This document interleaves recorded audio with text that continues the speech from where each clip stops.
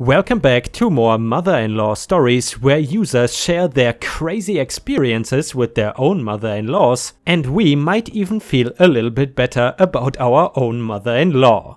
If you are new to my channel, please don't forget to subscribe to join our awesome community, and without any further ado, let's dive right into the stories. And the first one is titled, "My mother-in-law agreed to take ownership of our 2 cats when we moved. I just found out she dumped them in a shelter after neglecting them. My widowed mother-in-law, who I will call Ruth, not her real name, kindly took our family in when my husband was laid off for a year. She opened her home to us and our 2 cats, one of which my husband had when he was still living with her as a teenager, so she is not anti-cat and she did not charge us any rent. We helped buy food and helped with the cleaning and maintenance of the house. I am grateful for her help and kindness to us during that time. We moved across the country last year for a new job and we were trying to work out how we would bring our cats. They both freak out on car trips and even just to the vet and back, so we were looking into drugging them for the 20+ hours of travel, which is a bit scary in itself. Ruth offered to keep the cats. We thought they would be happy staying in a familiar place and we thought she would be less lonely if she had them for company. It seemed like a win-win and we knew we would be back to visit her and them. Shortly after we moved, we found out she had them declawed. We were horrified. We would never declaw a cat, especially not 2 indoor-outdoor cats who need their claws for climbing and protection against other animals. My husband confronted her about it and she said they were fine, that one of them had started scratching her couch. We asked if she had tried moving their scratching post in front of the couch and she said she had thrown it away because it was old and torn up. She could not seem to grasp that she was to blame for the cat scratching the couch in the first place. We were angry, but the deed was done, so we tried to move on. We went back to visit for Christmas. It was over 8 months from their declawing operations and the cats still could barely stand to walk on their paws. They minced along so painfully it was hard to watch. They had both gained a huge amount of weight, partly from not being able to walk without pain and partly from the fact that she had switched them over to the cheapest possible food and just left a huge bowl of it out at all times instead of feeding them on the schedule we used to have in place for them. They were so overweight they could no longer groom themselves properly and I'm sure their weight made walking even more painful on their poor little mutilated paws. We had flown in for Christmas with our daughter and we had no money at all to try to take them back with us. We began contacting different family members to see if someone else would take the cats, but there were no takers. We had to fly back home and leave them there and it was gut-wrenching. Believe me, I regret that decision very much. We decided to drive back over our daughter's spring break in March and get the cats and bring them home. We knew there was no way to undo what had been done to their paws, but we thought we could at least get them to a healthy weight again and see what a vet could do about the pain. Then the virus hit, interstate travel was no longer an option, we were under stay-at-home orders, our state is just now starting to open up and we called Ruth to make our delayed plans. She said she no longer has the cats, she took them to the animal shelter,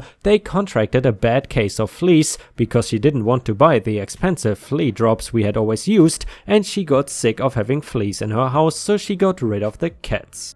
I am so angry, I am heartbroken, I am grieving. This is a no-kill shelter and they were dropped off over a month ago. 2 obese, dirty cats who cannot walk right and have fleas during a pandemic. It is pretty obvious what has become of them. I am furious at my mother-in-law and at myself and my husband for leaving the cats with her.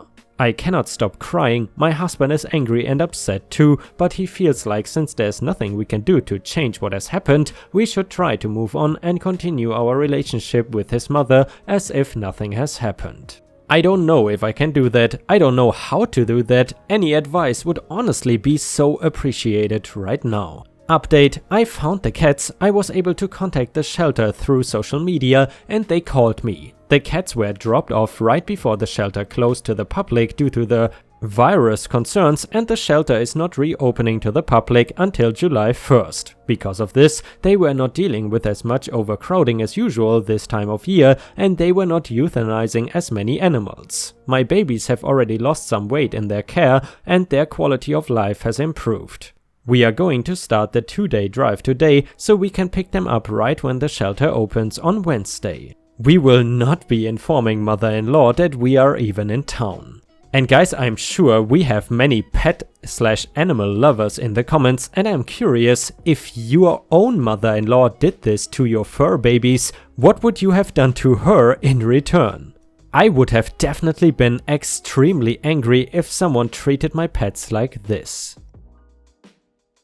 And the next one is titled, I, 32 female, work overnights. My father-in-law, 60s male, keeps bad-mouthing me and telling everyone I am lazy. I'm afraid people are starting to buy it. I work overnights in a very demanding medical field. My sleep schedule has always been nocturnal, so this feels more natural to me than working days and brings my stress down. My husband is gone 5 days out of the week as a truck driver, and my days off are the same days he is home thanks to my seniority, and we are both night owls during this period.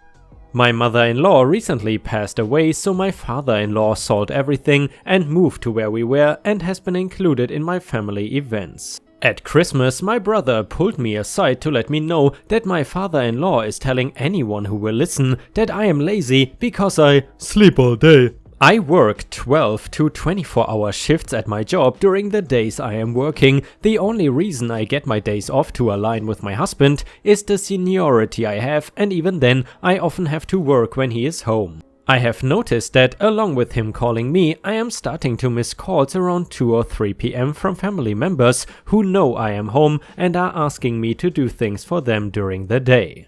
I am usually asleep by noon and have to be up for work around 8 or 9 p.m. I have set these people down to explain that I am an overnight emergency worker and that I need my sleep. My husband sat my father-in-law down and explained to him what I do, how I need my sleep, and that he's being a jerk. My father-in-law maintains that a real job does not have overnights. Which, by the way, is probably the dumbest statement of the century. Anyway, I don't want to have to cut contact with him because we are the only family he has left. My husband stands behind me and says if I want to cut him out, even just to let him have a timeout, he is game. I also don't know how to address my whole family about this. My mom combats it as much as possible, but his way of thinking is starting to permeate them too. A user in the comments said, yeah, all of those overnight emergency room doctors and nurses, air traffic controllers, firefighters, paramedics and cops don't have real jobs and are just dicking around. Your father-in-law is an idiot. And guys, I would definitely agree with that because everyone who has ever done night shift knows that they suck, at least in my opinion. Or is there anyone in the audience who likes night shifts? Let us know in the comments. And by the way, while you're at it, please don't forget to post some star emojis in the comments and also like the video if you enjoy my content. This helps out my channel tremendously, thank you so much in advance. And the next one is an update to the I work overnight story. I dealt with my family members at a family gathering over the weekend. I saw my sister, one of my family members who had been texting me, and reminded her that I am asleep at 3 or 4 p.m. when she texts. If she texts me first thing in the morning, like when she leaves for work at 7, maybe I can do whatever favor she needs before I go to sleep. I told her that I would not be adjusting my schedule to do her favors. She seemed to understand. Over the weekend, my husband and I sat down with my father-in-law one last time to try to get him to understand that I am a medical professional, I work nights, and that my nights are as hard as working a day shift, oftentimes harder. I brought up my mother-in-law and reminded him how she called 911 at 2 a.m. when she had her first heart attack. I told him the person on the other end of that phone had a real job. The EMTs who came to take her to the hospital had real jobs. And the ER nurses and doctors that treated her had real jobs. I told him that yes, I could take a day shift, but I would be unhappy in the end because I'm just not wired to be awake during the day. Today is an exception because I'm on vacation and had a dentist appointment. Well, those who guessed that this was way more about my job were right. After the discussion, he point blank told me that my chosen hours were not conducive to having children when I reminded him that when his son and I got married 10 years ago, we both agreed that we were not having children, and he had some choice words. My husband kicked him out of our house and my family will stop inviting him to family gatherings. It is not the outcome I wanted, but hopefully he will come around. Wow guys, I gotta say, this couple is definitely not messing around and they are pretty strict. Would you have done the same in this situation to your father-in-law? Let us know in the comments. And the next one is titled, Me, 27 female, with my 68 female mother-in-law is crazy, thinks I killed my late husband. Hey guys, I heard about Reddit and this subreddit from my friend. She said the people here were nice. Anyway, 3 months ago I lost my husband. He died in a car accident when he was driving home from work. It was a rainy day and the funeral was a week later. Around a week later, I came home from work to find my mother-in-law's car waiting outside my apartment. I had already talked to her at the funeral and honestly, our relationship was rocky already. I think she blamed me for being infertile. I walked up to the car and at the same time she got out. When I went to greet her, she slapped me. I was so confused, she scolded about me not calling her after the funeral and asked me why I was not grieving and at work. I did not tell her, but it was because the funeral was expensive and way out of our budget. After I got back up, she began to threaten to hit me again and said what happened to what her son left her in his will, which made me angry because he had not written his will. We did not think we would need wills this early. When I told her that I was not going to give her anything, she slapped me again and started screaming how I was a WHORE and how I had meant to not have his kids. Over the next week, she harassed me on the phone until I stopped picking up my phone. Around a week after I stopped picking up the phone, I came home to my mother-in-law in front of her car and a moving truck parked outside my apartment. She again demanded that she was promised her share and that she had come to claim it. I again told her no multiple times over the next hour until at last the moving truck guys drove off. She said that I would regret this and left. I did not think anything of it except her harassing me again on my phone, so I blocked her number. She came to my workplace a week later. She verbally abused me in front of all my coworkers, talking about how I married her son for his money, about how I had killed him for his life insurance payout. He did not have life insurance. She came again the next day and my coworkers did not let her through the door. This has been going on for around a week and it is making my life miserable. I don't want to get the police involved. What should I do? Edit, I think I will call the police, but I still don't think I can afford a lawyer. Edit number 2, I'm going to the police station today. Thank you everyone for your advice. I have no idea what to do, whether to see if I can get a lawyer or just stick with a restraining order. I don't know what will happen at the police station either. Edit number 3, it is over. I talked to the police and it took a couple hours to get statements from my coworkers, my boss, and they said it takes around a week to get a restraining order, but if she tries it again they will arrest her. They have not taken any immediate action as they felt it would be a little too rushed with few sources, all of which are biased to me. I agree, but they said if she does it again, she is gone. I guess going to the police was the best option. Thank you everyone. And guys, can you imagine that you need a restraining order against your father or mother-in-law? Honestly, I just cannot imagine how that has to feel, that someone who should be so close to you can be such a terrible person. Have you ever had to get a restraining order against somebody? Let us know in the comments.